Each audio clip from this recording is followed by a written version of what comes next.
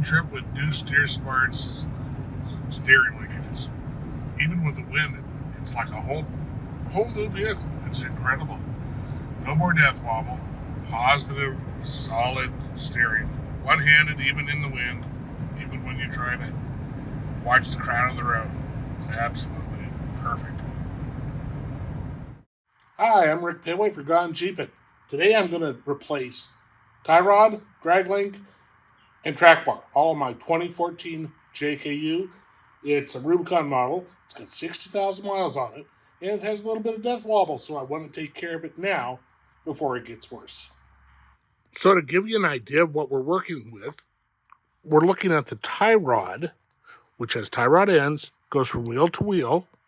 Then above it, you have your drag link, and that goes from the right knuckle over to the steering box. Behind it, importantly, is your track bar. Now look at that. It goes up from the frame down to the axle. That's what actually centers it on the vehicle. The problem is, with death wobble, when things get loose, things shake. This bar here should not be that loose. If you can move it by hand, much less up and then it drops, that's not right. Same way with the drag link, it's way loose. In fact, I think we're going to have to take a little closer look at some of the attachment points. All right, a little bit of background. Of course, I've already prepped the vehicle by putting it up on jack stands on the frame, and that allows the axle to hang so that I can get to all the components. Got to make sure that you have safety everywhere. I'll also be putting a jack underneath the differential just in case, but for the photographic purposes, I figured this would be the best way. I'm using a Milwaukee Impact, which I really like. That's power, right? All right. Put them on there. It's actually a 21 millimeter. I like to use a 13/16 because it fits a little tighter. Now you notice that there's actually a hex in the center. So if you only have a wrench and it seems to be twisting, you can put it in there too. All right. Once we have the nuts off, then it's a matter of using a tie rod end remover that presses it apart, or you can even use this fancy wedge that, sounds great. If this doesn't work, then you can also just crack it on there, but we're going to try it this way first. That was easy. The other way, of course, you just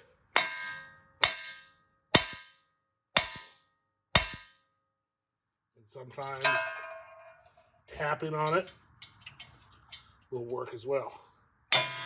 There it is. Okay, now we get rid of the stabilizer, track arm, and keep going. With the drag link and the tie rod out of the way, you can get to the bolt right there, an 18 millimeter on the, try that, on the stamper. Yeah, done. It's off. Now all we have to do is the track bar. All right, with the track bar bolt out, track bar is now loose. Boom. Go to the other side and get rid of that top bolt. Then we can do the reassembly. So the upper track bar bolt doesn't have that fancy tab, but impacts will still work. 21 on both ends. There we go. Get rid of the gun.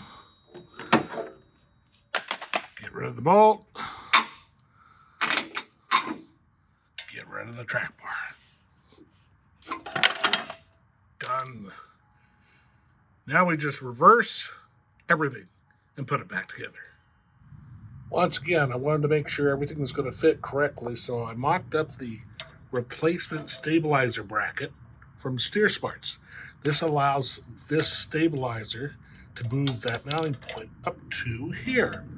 With that bolt, keeps it below the track bar, but above the tie rod right here. That gets it out of harm's way. The only issue is you have to drill this hole out with a 13/32 drill bit. It shouldn't be too difficult.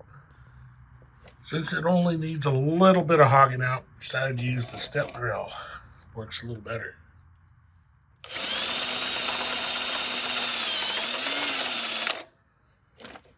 That way you can test fit the bolt. Yep, a little bit more. Doesn't take a lot. Just a little. There we go. All right. We'll bolt that on, remove the old parts again, and go for it.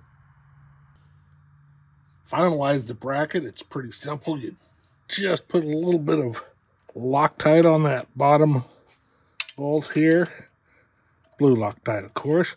Then torque it up to about 45 pounds. There you go. And notice that the bracket is level. Put a little level on it. And that's all you have to do. While we have all the steering linkages off, figured it was a good time to replace the sway bar link. The larger, more structurally sound link will give it a little bit better handling on the road. And off the road, of course, it's a Rubicon, so it's automatic disconnect. Now, here's the key. It's an 18 millimeter on both ends.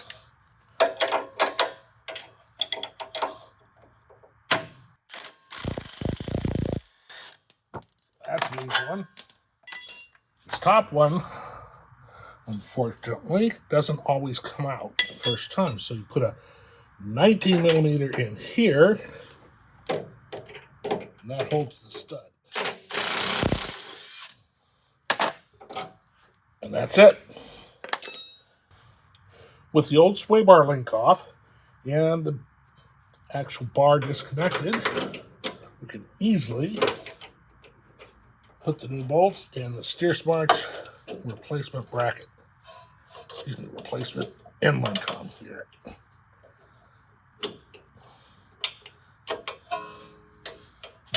Notice I said easily. Hardest part is getting the sleeve to stay in and then the nut on.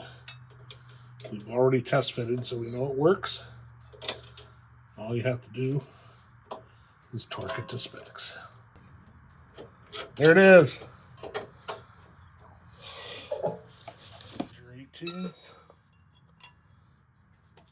Come back with the torque wrench. There it is.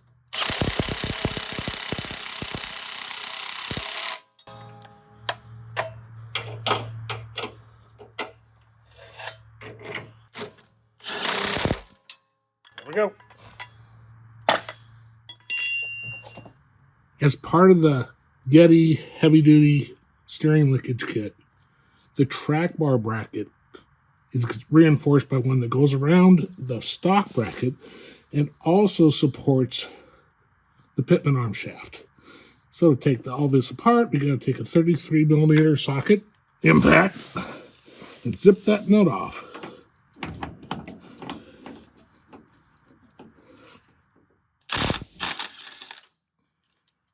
Not too shabby. And lock washer. Next thing we'll do is fit up the new nut, and I'll show you how the bearing fits on it. With the old nut and washer off, we have a spacer washer, and we'll put this on with a little bit of red Loctite. Tighten it up, torque it to about 185 foot-pounds. Then a bracket will go on the outside. This will fit on the bracket. It'll nestle around the pitman shaft nut and support that. The bracket will come around. So we'll show you that part next. First things, tighten that up with some red Loctite. Got our spacer washer. Got some red Loctite in there. Put it all up. There we go. Just kind of sits in there. We're going to use a deep 41 millimeter socket. Something not everybody has, but you can find it for like 10, 15 bucks on the internet. Let's see how tight we can get this.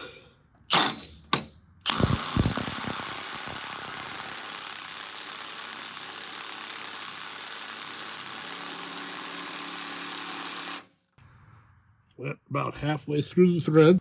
This torque wrench only goes up to 160, so we're going to have to fake it.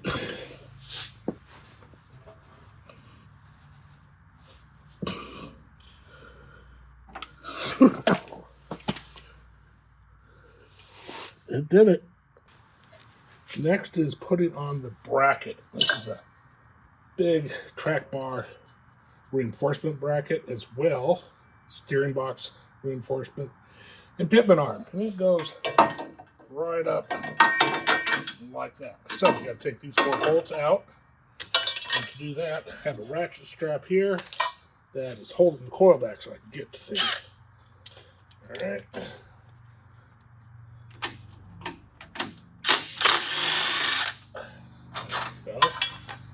And because the box can fall down, I have some just regular bolts to keep it from falling off. Should make it easier in the long run.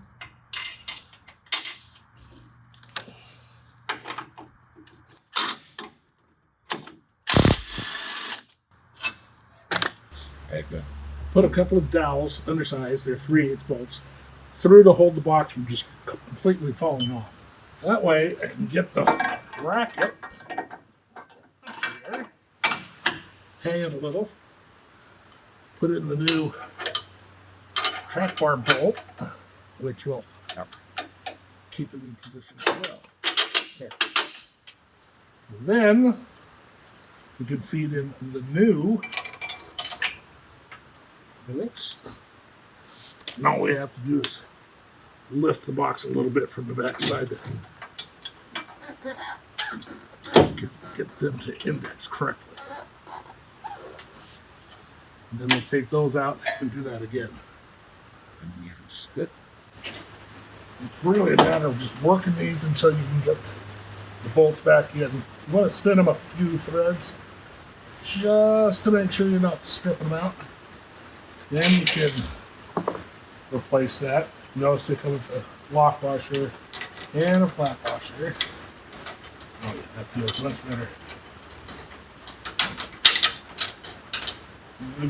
Just let me keep moving it until you find that perfect spot for the bolt to go in. Oh yeah. Right there. So nice, doing by hand all the way. 1 or 2.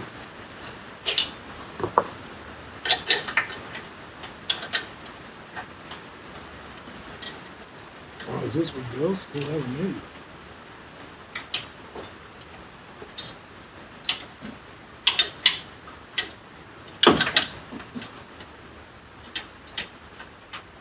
Feels good. Yep. Alrighty.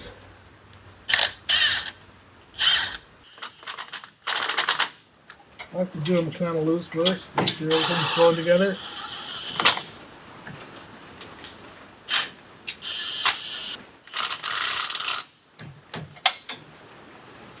Okay, everything's looking pretty good. And then the next step is going to be put on the bottom bearing, tighten that up, and then torque them all tight.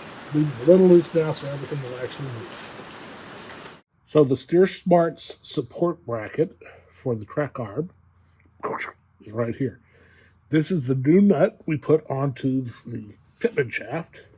This is the bearing that's going to go right like this to support that nut and then tie into this bracket.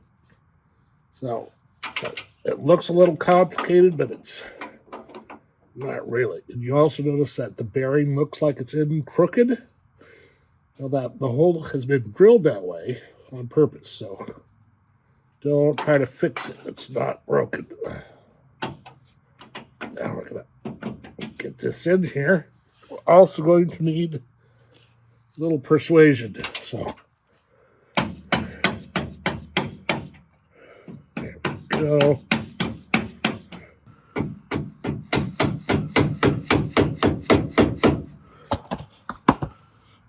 Let's see the holes. With the bracket just slightly loose, We've got the track bar bolt in. We now put the bearing in this bracket, which bolts to here. These have blue Loctite on them. So we'll tighten this up, put a snap ring around here, and tighten the side bolts, and then put in the track bar. So I wanted to show you on these links. These are the YETI XD. These are some extreme links. And I think you'll see right away. You take a look at the tie rod. We've got, roughly an inch and a third. This one, the tube is inch and almost 3/4. It's actually inch and 5/8. You notice how much larger the threaded sections are. I mean, yeah, the JK isn't bad. The stock, it's over an inch. When you figure that a World War II Jeep and beyond, the tie rod ends were under an inch, like 3/4. You can see the difference in tire size and materials handling. On the drag link, same thing. We got something like inch and 1/10, and then again up to the full size inch and 5/8. And then especially on the track bar, look at this big, huge thing. Inch and a half, stock. If we're lucky, inch and 1/10. So, with that being said, what we need to do is, because they are all adjustable, is make them the same as what we took off. For instance, if we measure on the drag link, on the track bar, either way, 32.5. So I have this one adjusted at 33.5, mainly because we have the left and we're going to need a little bit extra length. For the drag length, 41. I only eyeballed this one. 41.5. Your final adjustment on this will be to get your steering wheel centered. The big one, your massive tie rod. So the here to here, 65.5. All right, let's see what we have on this one. 62, so I've got a long way to go. Makes this a lot longer. And while I'm doing it, I'm going to put NNCs on the threads so that when we adjust it after a year or so, everything will turn out just right. The Steer Smart's track bar is twice as heavy as the stock one, so I actually had to bench press it up into position since I'm working on the floor, not on a hoist. I also used over here a simple half-inch bolt instead of the 9/16 upgrade, just so it would slide in easily and then I could get it set. Now on the other end, I still have to adjust it with the sleeve, tighten the clamps so they won't hit the tube, of course, and finish installing the 9/16 bolts. These are larger than the metric bolts because they actually make it a little bit tighter fit, and it is definitely an upgrade. Our final assembly on the track bar bracket is simply making sure all these are torqued. Tighten them up first, then we'll torque them. Notice that I have a ratchet strap right there on the right of the core. And that makes sure that I have clearance for the gun to get into this area. It's already set. Torque wrench is set. Yeah.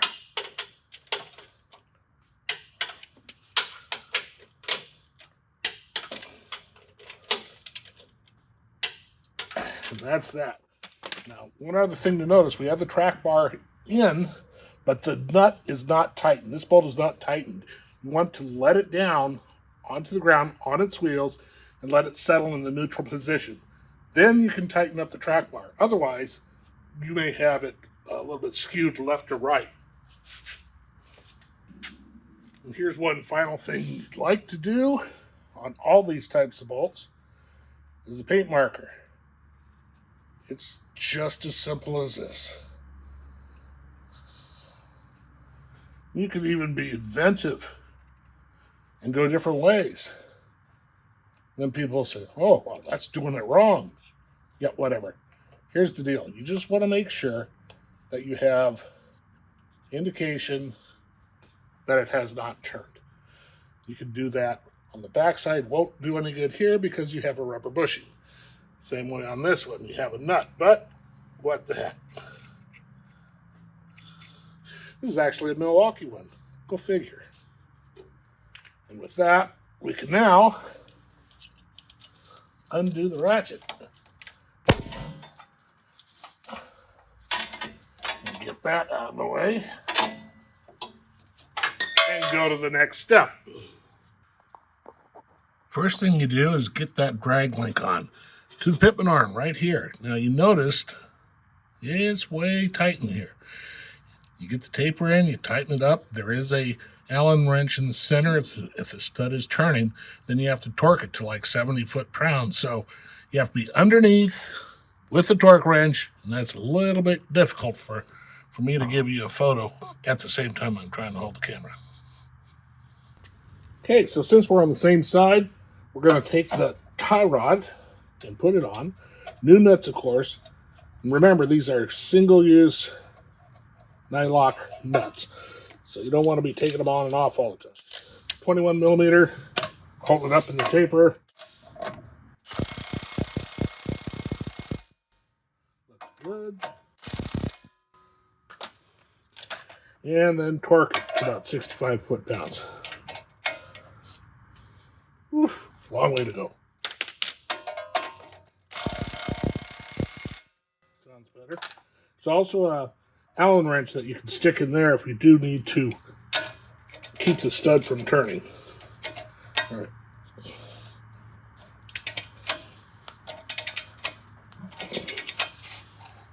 Yeah, let's go all the way. Make it easy.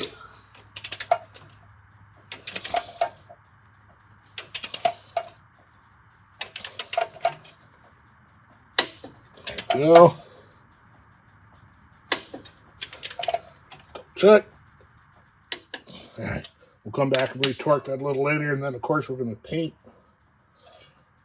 on the nut to the knuckle to make sure we know if it's moved or not, just like we did on the bracket. Keep it somewhat straight, and remember, we've already adjusted both the drag link and the tie rod to approximately the same dimensions as when we took them off. So, with any luck, both wheels will end up pointing fairly straight ahead. Just like on the driver's side, come over to the passenger side, we're going to take this drag link, put it in the top one, because that's where it goes. And again, use another nut, new nut, zipper home.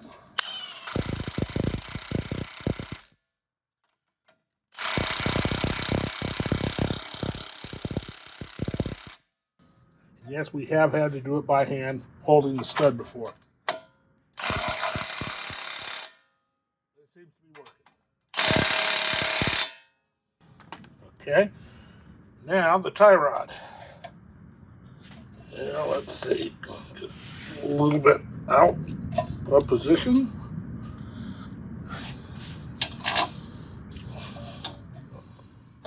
There it is. Again, zipper home.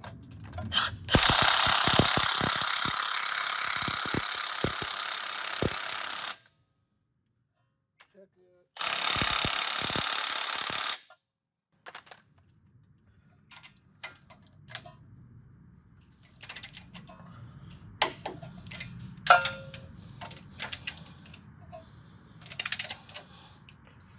That's about 65 foot-pounds, by the way.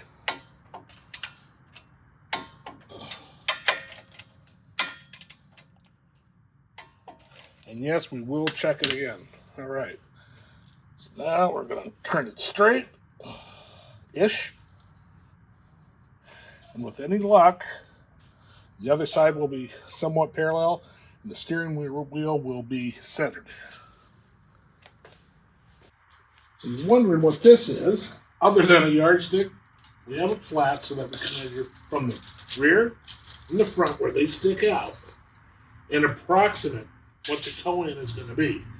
And sure enough, it ends up around 70 inches. It's not perfect because nothing is tight. We haven't tightened up the tube or the clamps. We have to take everything apart, put the wheels and tires back on, put the weight on the vehicle, adjust the track bar after we settle it, and go from there. But this gives us an idea. We don't want it to be an inch out or an inch in. This is Close enough for right now. So now we're checking our work. As far as alignment, yeah, the wheel's a little bit cocked to the left. That's easily fixable by adjusting the drag link. Here's the interesting thing, though. Let's go over here, and we'll just kind of sight down the side. That tire's tucked in pretty well. There's the flare. We'll go to the other side. Whoa! It's sticking out just a bit too far. So I would say the axle is over to the passenger side about an inch, maybe more. So we'll do a couple of cranks on the track bar, bring it back to center, then we'll adjust it again. Right, we're underneath looking at all the linkages that need adjusting. Here, of course, is your drag link. This is your tie rod, and here's your track bar. Now, notice that they're loose, which is why they can move. We went ahead and took the bottom bolt, made sure it was loose, right here, and adjusted this collar. Right now, it's about as neutral as it gets. Move the axle to frame interface there, which bounced it back and forth. Now it's so perfect set. See that? That's the bolt, the track bar. You can actually push it through. So we'll put a nut on that, tighten it up. Go ahead and tighten up all the clamps. Make sure that there's clearance for everything. They don't want to stick it out too far and hit. We'll make sure on the drag link, right here, we can adjust that so the wheel is straight, and then double check our toe on the tie rod. Now, we use the marker pen, of course, to mark the bolts to make sure that they're not loosening, but I like to put the direction of turning here. This makes it shorter, that way makes it longer. It's that easy. And then if you're actually going to be replacing stuff, if you have a little R, yep, there on the tie rod, on the tube. It says it's right-hand thread, that's right-hand thread. If you're out in the dark trying to put things together after having to fix something, it's kind of handy to have that already set.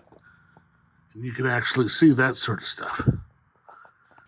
We were lucky enough to have Steer Smarts send us their toe-in adjustment plates. These are cool plates that just go on the bottom studs of each rotor and put some nuts on them. And you put your tape measures between them. Notice that? Front and rear.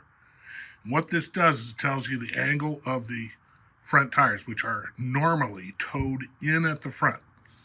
So what we have here, when we just set it ourselves, okay, it's less than 69. And this is, that's the other way. More than 69. So this tells us we're towed out. That's the last thing we want. So we're going to go to our handy dandy tie rod. And if you remember correctly, just like on the drag link and on the track bar, we have it marked so we know which way we need to go. We need to make it shorter. So we're going to rotate this. Yes, there it is. Let's see about there. That's about a half a turn. And believe it or not, that could make all the difference. So now we're going to look here. Pull it not too tightly, of course. Let's get over here. Okay, all 69 out. But that is definitely less than it was. So we now have about an 1/8 inch toe in, and that's what we want. So, thanks to Steer Smarts and their fancy aluminum toe gauge, we eliminated a trip to the alignment place.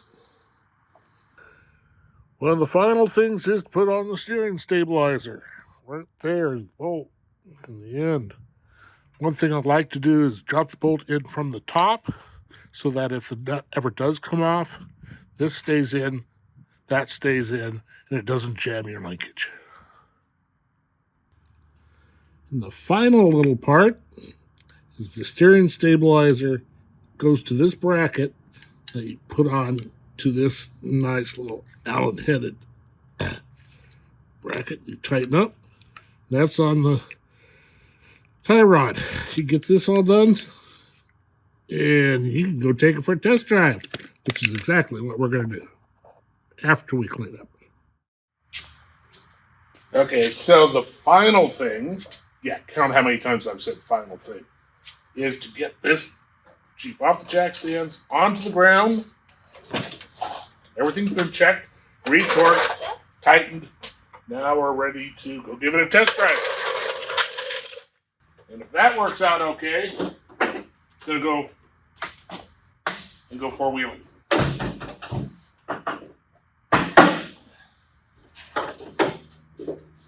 And we'll see what happens. Hopefully, our death wobble is gone. Still have to balance and rotate the tires, but other than that, that's a wrap. All right, welcome to our death wobble test track. This road does it all the time. Yep, plenty of potholes, poor condition, lots of trucks. I can almost guarantee any vehicle that has occasional death wobble will get it here. That's why it's our test track. Also, you notice steering wheel, it's a little bit off. That's not bad for first time hitting the road. The toe is good. It tracks really nice. We'll go ahead and adjust that drag length so the steering wheel is centered, because if you don't on a vehicle like this, the computer tells you you're in a slip situation and it puts you in the limp home mode. So don't get stuck with that.